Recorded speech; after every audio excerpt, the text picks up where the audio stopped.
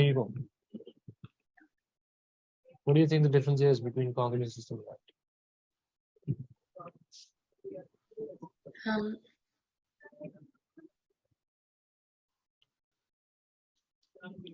Is the congruent like the same size and the exact same, the same shape and the exact same size, and similar is the same shape but different in size, or like doesn't have to be the exact same size? Basically, essentially, what you're saying is correct. So both of these books, they're going to be called congruent because they're exactly the same shape and exactly the same size. However, the model count can be really small. It can fit on your table and can be representing an actual car, which is pretty big. Okay. Yeah. Now, how do we use this information academically? If two polygons, two triangles are congruent, then they have equal angles and equal sides. So would you classify these two triangles that I have drawn down here as congruent?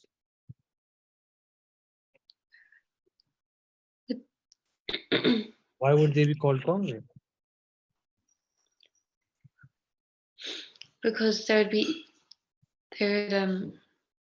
equal in like size and shape, so the angles would be the same. Perfect. Perfect. So all of those angles and all of those sides match. Right? If I will take a look over here. Give me a minute. Just need to work this out.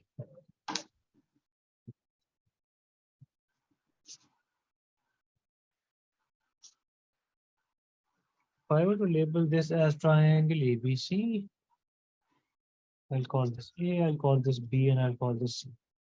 I'll look for another triangle. I look for the angle 60 in the other triangle and start off with that. And I'll call it D, E, F. Okay.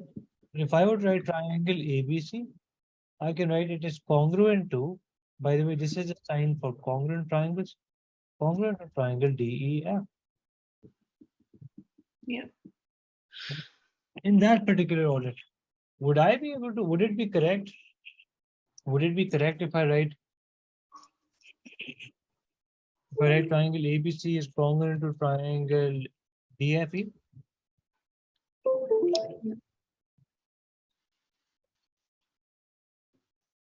Would this be correct?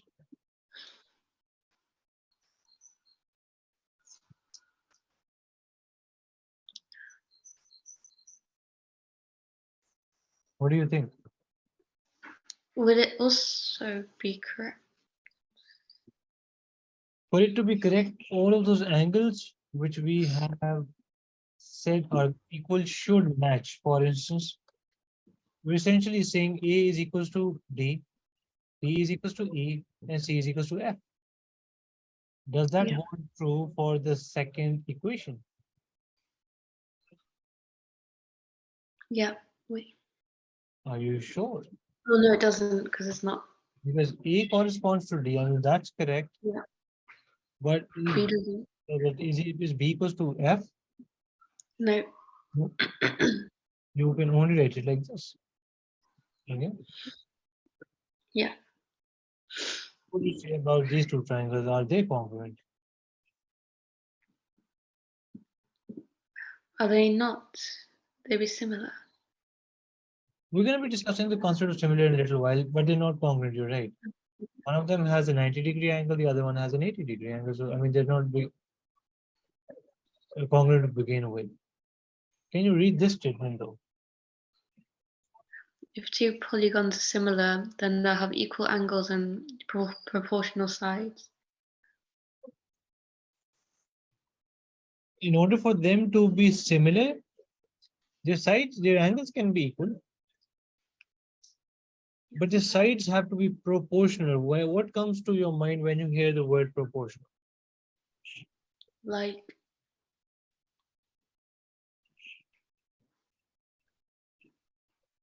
I don't know how, like.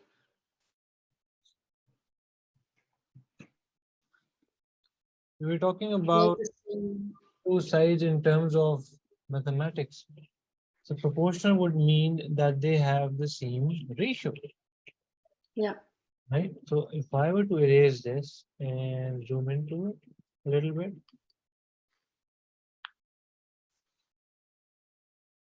take a look here. I mean, we can right off the bat, wait, let me see if I can hide this. Right off the bat, I can say angle A is equals to angle P.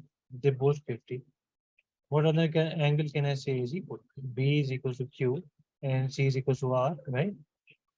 Now Yeah. let's go down and try to study their sides. I will write these again. Triangle ABC is similar to triangle PQR. Would I be able to say something about AB and PQ? Side AB is 5 centimeters and side PQ is how much? 10 10 centimeters. centimeters. It's exactly twice, right? Yeah. Can I say the same for side BC and the corresponding side QR over here? Yeah. And the last side, can I say the same about side AC and side PR? Yeah. Well, in other words, I can write PQ over AB. What's the length of PQ? Remember this? Yeah. How much is it? Can you give me the length of side PQ? No. 14. Not PR. PQ. PQ 10. Sorry. 10. So 10 and side AB is 5. Can you give me the next two corresponding sides, QR and BC?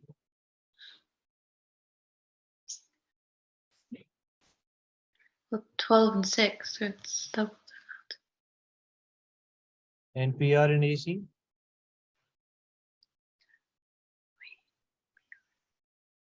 Oh, 14 and 7. Yeah. If I were to simplify them, would all three of fractions simplify to the same number? Yeah. Yeah. If I cancel this out, wouldn't it be 2 over 1? Yeah. But if simplify this, wouldn't this also be 2 over 1? Wouldn't this also be 2 over 1? Wouldn't all of these fractions simplify just to the number 2? Yeah. So this is when you're able to prove this, that all the sides have the same ratio, that means they're proportional. In other words, the term for proportional would be that they have the same ratio. Ratio. Ratio. Perfect.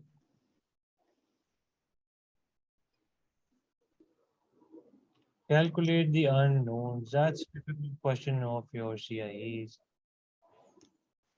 What's the unknown over here? Um. I think it will have to be this side CQ. And Yeah. the other thing that's unknown is this angle A. Can you help me solve this? And with angle Z and Q, would it be 5? Or The angle, would it be 5? no, the length. Sorry, Why would it be 5? because for 2 and 3, the length of 3 is 1 more to the length of 2. Almost there, but I think we will have to do one more step for you to be able to correctly able to answer the question of the length of CQ. First of all, can you say something particularly about these two angles? They're uh, what's like what the word? It would also be 70, wouldn't it? Well, excellent. This is also supposed to be 70. Why? I can't remember what it's called. One of these Because the exterior. extreme, no, I can't remember the word. Can you do you remember which letter does it start with? Oh, is it interior? No, old. Almost there. Let's just skip that part. It's corresponding. Oh yeah. I'll explain why it's corresponding. Take a look over here. If I were to draw PX, it's going to look like this, right? And I can call this line YZ. I can call this line PQ. Does this make sense? Yeah. I'm trying to recreate this scenario that we got over here up there, but not in the form of a triangle. Just 70 is up here and angle A is down here. They're both on the top right side. If they have the same or matching positions, they're called corresponding angles. Remember? Yeah. So you correctly figured this part out. A is 70. Similarly, remember these arrows? These arrows mean that these two lines are parallel. Yeah. Similarly, you can say that this angle Z, is congruent to angle Q. Why? Because these two angles are also Corresponding. corresponding. Corresponding angles. Now, if two angles in a triangle, listen closely, if two angles in a triangle are equal, the two triangles are similar. Yeah.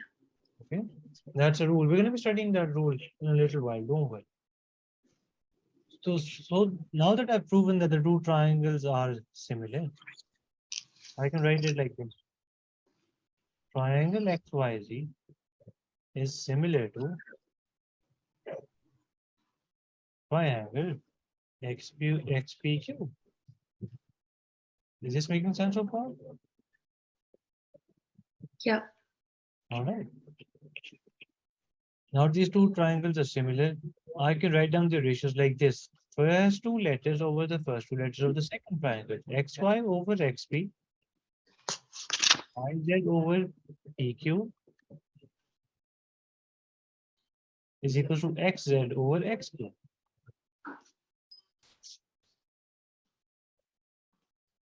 All right. Yeah. Let me plug in the values for these letters as well.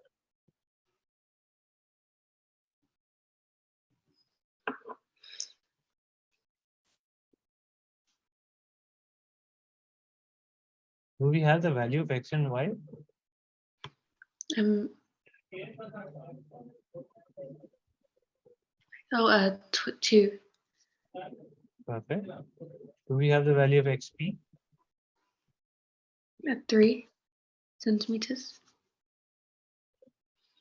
XP starts from here, goes all the way down here.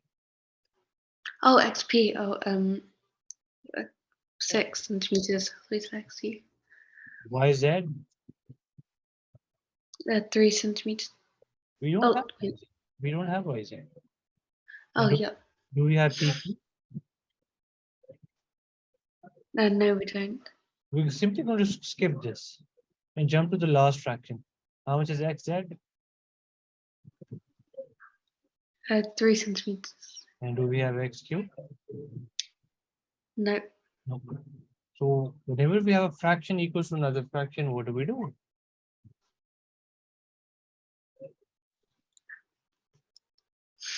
We we do cross multiplication. Yeah. Multiplication. How do I isolate this term XQ?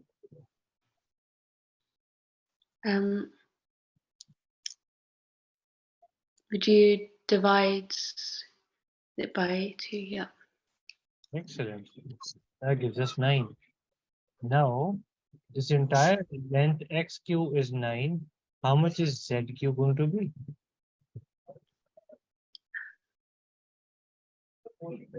Oh, 6. Sorry.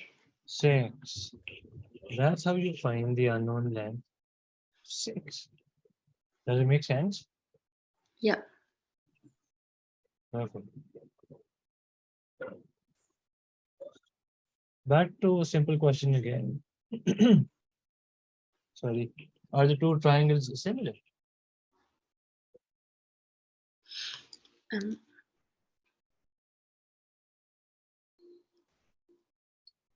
uh, yes, would it be? Why?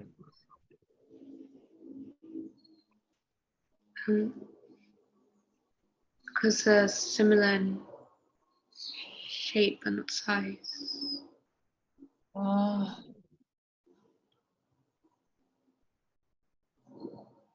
that's the very basic definition of congruence and similarity. Let's move into finding the sum, not just the sum, the size of angle. Size of angle. If the angle B and C is 1749, how much is angle A going to be? Aren't we going to take away 70 and take away 49 and be left with 61? Yeah. That's our angle A. Similarly, can you help me find out angle R?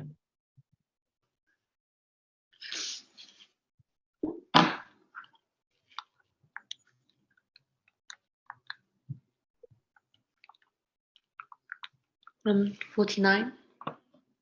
Right? So you did 180, take away 61, take away 70, 49. After a little bit of calculations, do you happen to see that 61 matches with another angle? 70 Yeah. with this angle, and 49 matches with this angle. And how many Yeah. angles do we need to prove the two triangles are similar? 1. Oh, 2. I mean, we had this angle 70, remember? But there was no other angle to say that was equal to the other one. So we had to calculate a third angle for us to be able to say, right, all right, C is equals to angle R, or we can also say A is equals to angle P. But we had to do one more step. We had to show one more bit of calculations, right? Yeah. That question involved angles. Now, this question involves, sorry about that. This question involves sides. What would you be able to say about these two triangles? Are they similar? Are they not? Wait. Why? Um.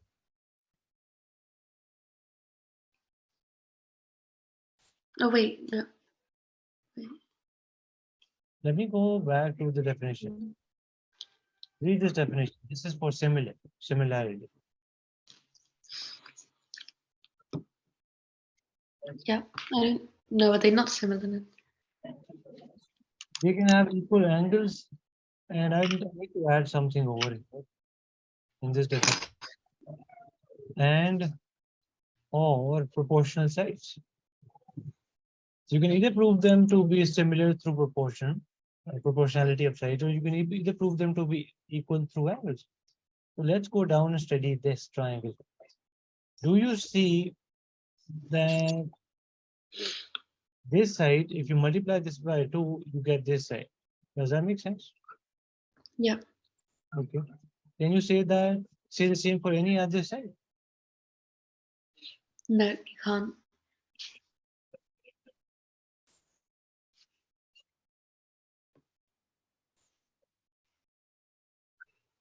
The technique to do this was, what you could have done is the longest side divided by the longest side over here. 12 divided by 8 gives you how much? 3 by 2. Okay. Plus, Nida, do you need to go? No. No. We need a minute, I can talk. Oh, no, I was just writing the definition down. Sorry. Um, let's go to the second longest side, which is this one. If you divide these two corresponding sides, what do we get? The same number, 3 by 2. Yeah. But does that hold true for the shortest side over here? That's 7 divided by 4. Can we simplify 7 by 4 to make it 3 by 2? No. Since all three corresponding sides do not have the same ratio, they do not simplify to the same number, therefore the two triangles are Uh, not similar. not similar.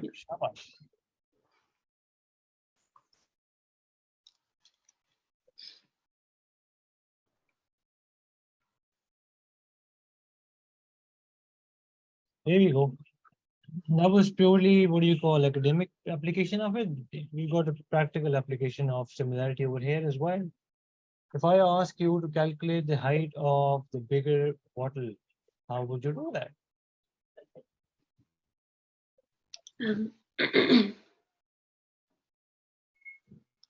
Would you figure out the difference between 8 and 5 centimeters? Okay, and then use that to instead of going into finding the difference between the two, try to find the ratio between the two. So what you can do is make ratio of these three things. If that makes sense. Take a look over here. They were already told us that the two bottles are similar, right? They say that up here. Yeah.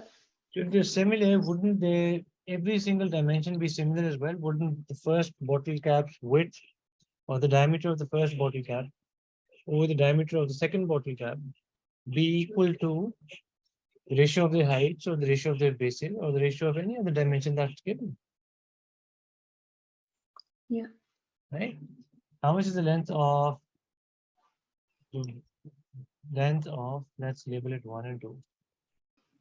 This is 1, this is 2. Bottle cap 1 over bottle cap 2.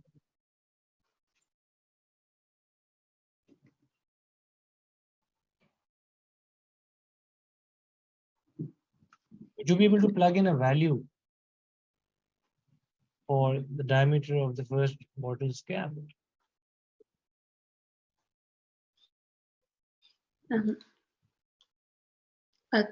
No, you can't. Not for the first one.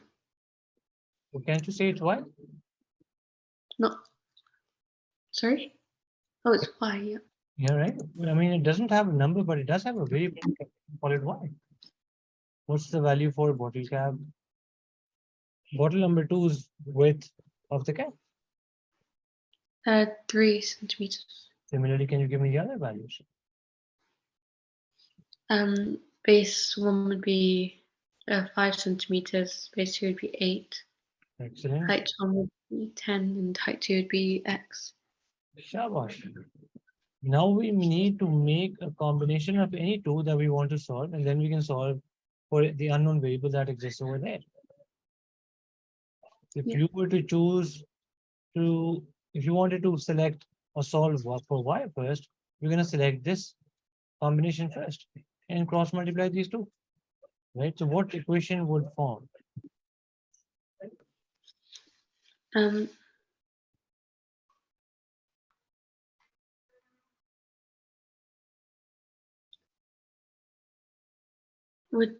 Well, you have to cross multiply. Cross multiply. If 8 goes over there and gets multiplied with y, can we say it's going to be 8y? And 5 into 3 or 5 multiplied by 3 would give us 15. 15. Can you give me the value of 15 divided by 8?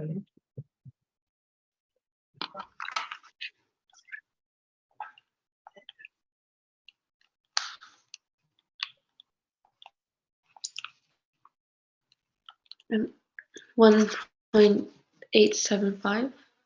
1.875? My little dot. Yeah. Give me a minute, I need to take that. Meanwhile, why don't you solve for x and I'll be back in a bit.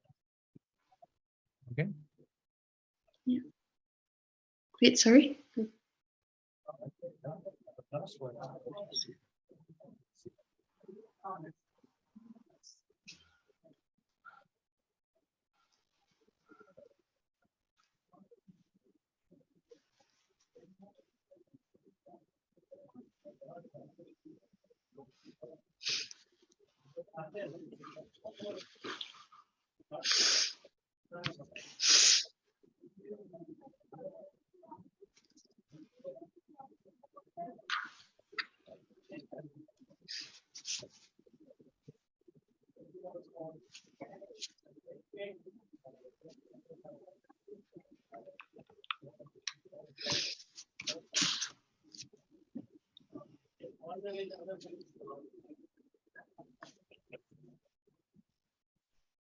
All right.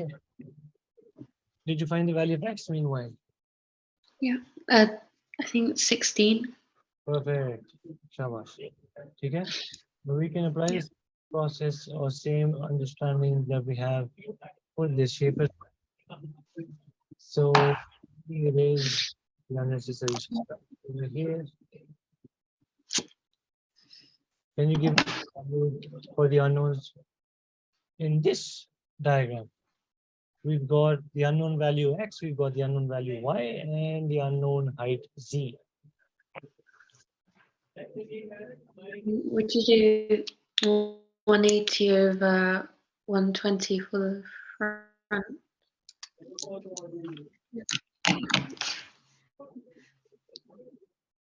180 or 120, then I lost you. I didn't hear you what you said.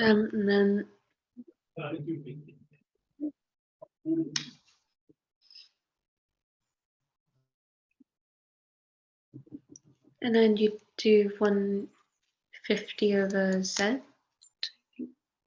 150 over z. Sharp. And then y over 180 again. Perfect. In that, with that process, you'll be able to find out the unknown value y and the unknown value z. Let's not go into that since you've already done that. Can you give me the value of x? That's not a side, that's an angle. How would you find that? Um,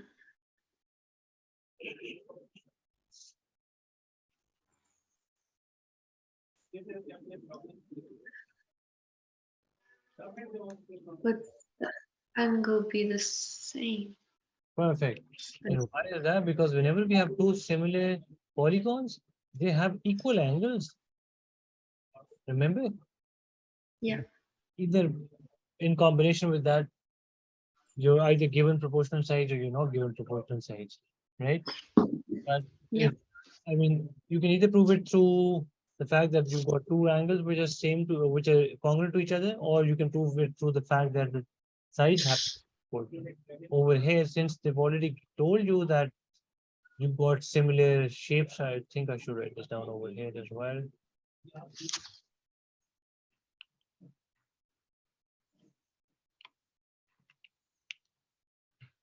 We've got two similar houses or two similar candles.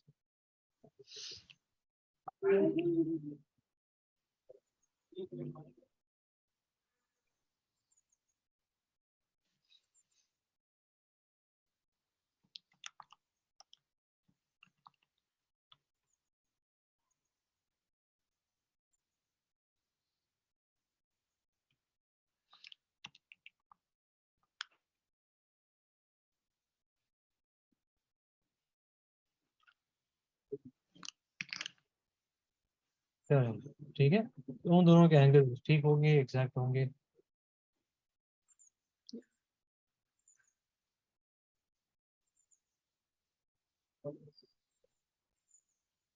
You might be wondering what does map scales have to do with congruence and similarity? But majority of your questions are since similarity is also ratio based. Some majority of your questions under congruence and similarity do involve a scale.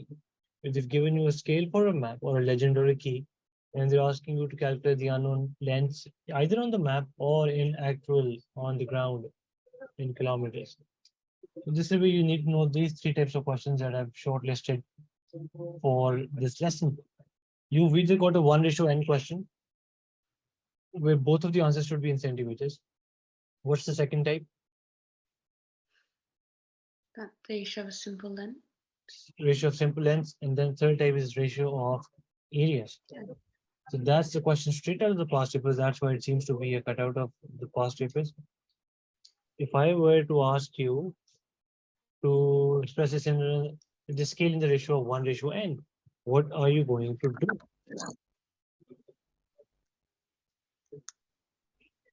Um,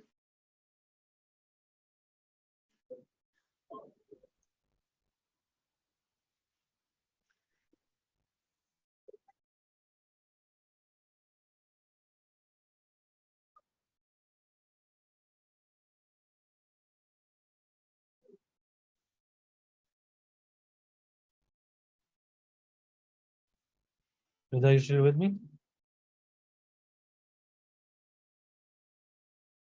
Hello? can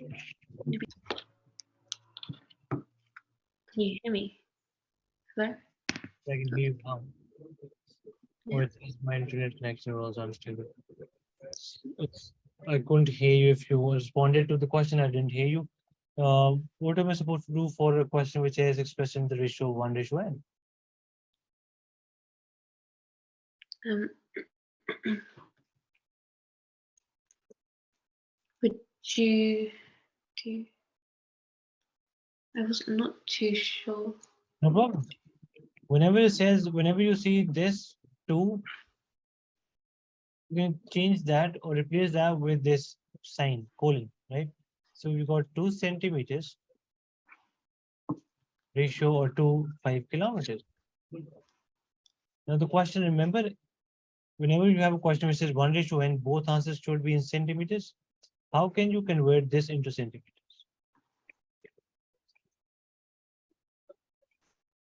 Would you times it? Times the way. Are you familiar with the conversion ratios or should I introduce them to you?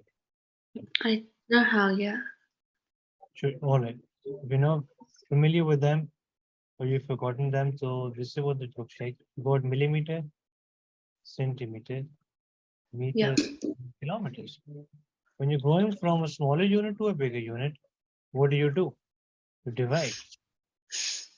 First one by 10, the second one by 100, and the third one 1,000. Yeah. 1. Similarly, if you're going from a bigger unit to a smaller unit, you do the opposite, right? Yeah. Similarly, if you've got units which are in, if you've got units which are in squares, or in other words, you've got units which are representing areas.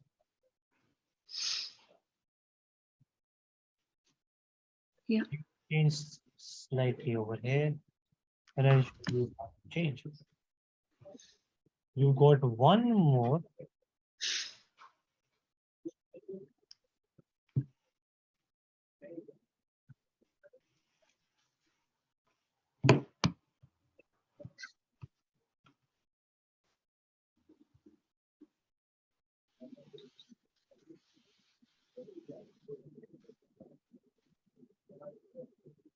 Well, let's join again in less than a minute, and then we'll discuss this. Okay. Yeah. All right. This is what the complete conversion chart looks like. Now got discontinued in the first video. So the first conversion chart that we've got up here is for simple lengths. The second one that we have is for areas. The same thing we discussed in the start of the video, right? So if you can remember this, good enough. If you can't, one thing to help you remember this would be to remember these numbers. I'm going to write them again. 2442. Number of, what are these numbers representing? They're representing the number of zeros that you've got up here. So this is 1, 2, and 3 zeros, and you've got 2 zeros, 4 zeros, 4 zeros, and 2 zeros. If it helps you remember, you can use these as well. Next question that we have up here is 2 centimeter to 5 kilometers. This is what we were solving in the previous video. Whenever we have a question which says express it in the form 1:n, you're supposed to convert both of these values to centimeters. Once that we successfully done that through the conversion table that we just figured out, you multiply 5 kilometers with 100,000. Once you multiply that with 100,000, you get 2 centimeters. 2 centimeters is proportional to or ratio of 500,000 centimeters. So 2 centimeters represents a drawing. If a map is represented by 2 centimeter drawing, on actual ground, it's going to be 500,000 centimeters. Imagine if you're representing an entire country on a map, it might look like this. So what can you do? If you simplify both of these values by 2, you're gonna end up with making this value 1 and this value will become 250,000. So you've gotten rid of both centimeters and you've expressed the question in the form that the question was asking you to. Right? Let's move on to another question. We're going to be winding up our lesson after these two questions. All right, Rida? Yep. Okay, here we go. The actual distance between two places is 35 kilometers, and we're using the same ratio that we have in the previous question. What do you think the distance on the map between these two places is going to be? Your screen isn't sharing, sorry. Oh my God. Rida, you should have told me that earlier. Oh, I thought you knew because you were No, doing. no. Wow, oh my God. I can do that again. Let's just skip that. Simple length using scales. So we got the same scale, right? And the Yeah. question is asking us to find the distance on the map between these two places. If the actual distance is 35 kilometers, what would it be on the map? Any idea what we're going to do in this question? Are you familiar with the proportion method or the 4-box technique? I don't think so, no. No problem. First of all, what we do is we mention map. One heading represents map, the other heading would represent. Underneath, you're going to be drawing 2 boxes each. Okay. Yeah. Pretty simple. And this question, this ratio comes from the question it's given up here. Right? 2 centimeters represents 5 kilometers. You're going to be starting off by plugging these values in over here. As it is, you're going to say this is 2 centimeters. On a map, if the value is 2 centimeters, on actual ground, it represents 5 kilometers. Now you're going to be plugging in the actual distance between the two places. How much does the question say it is? 35. 35. On the actual distance is going to go in the actual column. So we've got 35. And we cross multiply and we get 35 into 2 is equal to 5x. Can you help me solve this?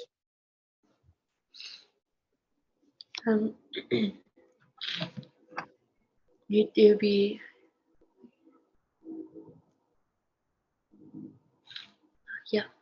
then you divide it by 5.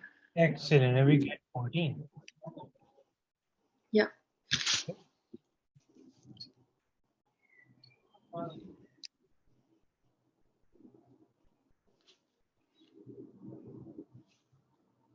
Last question of its type. Calculate the actual area. Now remember, this was the distance. Now distance is represented by a simple length.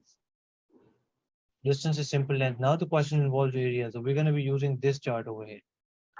Yeah. So here we go. Go ahead.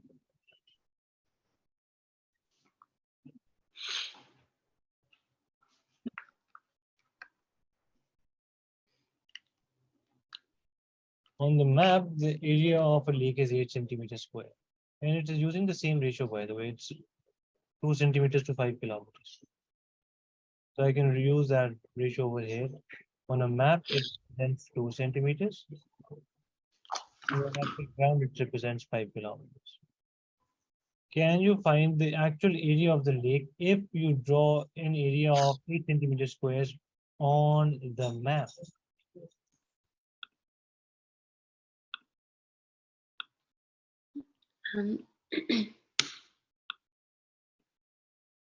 Any clue? No. Not too sure?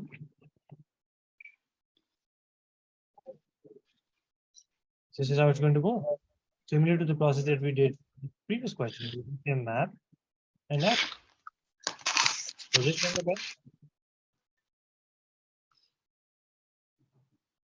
bell? Do 2 centimeters over x and 5 over 8. All right, let's take a look.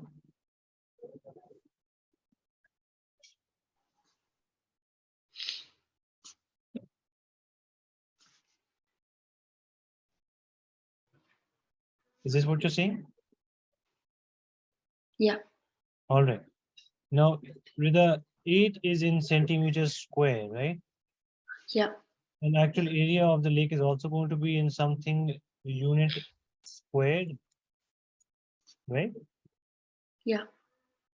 Because area is always happens to be a squared unit, remember? Yeah. Now, the question arises, can we make an equation out of two different units? Can we make an equation? Can we equate the two things together which are in different units? I mean, one of them is in length or simple lengths. The other one is in areas. Can we make an equation out of that? Yeah. Take a look. I don't know if you remember this, but I do something that involved scales. We had just one box over here of 15 kilograms, and we had two boxes here. One was of X kilograms, and the other one was of 8 kilograms. Yeah. Since all of them were in kilograms, I equated the two and I wrote x plus 8 is equals to 15. And I found out the value of the unknown box by saying 15 take 8 and that we will left with 7. But Yeah. would I be able to do the same, Jida, if I were doing the calculation instead of kilograms, if I were using pounds?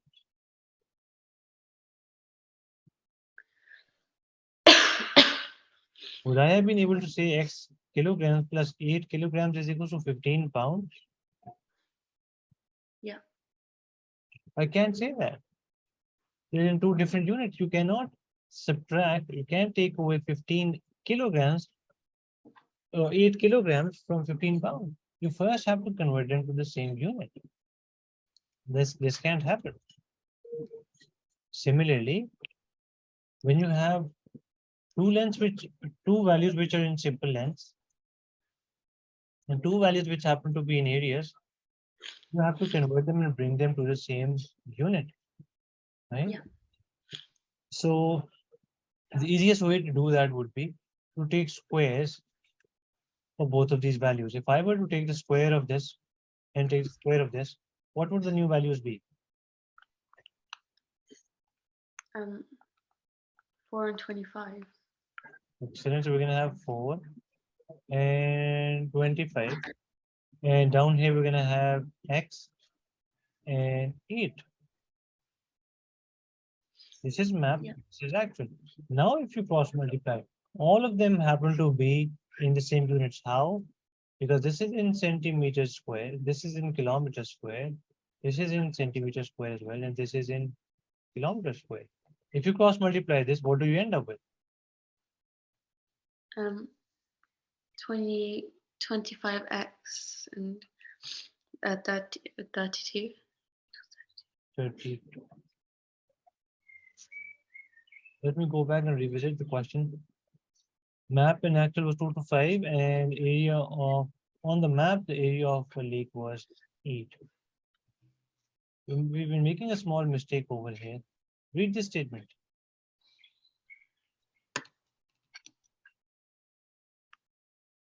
The area of the lake is 8 centimeters squared. On the map, right? On the map. You've been Yeah. plugging in the wrong place. This is going to be on the left and this one, Oh, okay? yeah. That doesn't make much of a difference. It was just a calculation. Here is this going to go on the other side. This is going to be here and the 8 is going to be over there. The concept is still the same, just a calculation error. All right. So if we multiply 25 with 8, what do we end up with? 200. And 4 into x, right? How do I Yeah. isolate? How do I isolate x? I times it by 4, divided by 4. Shabash. These get cut out, and if you simplify this, you'll end up with 50. So Yeah. the answer for this is to be 50 kilometers square.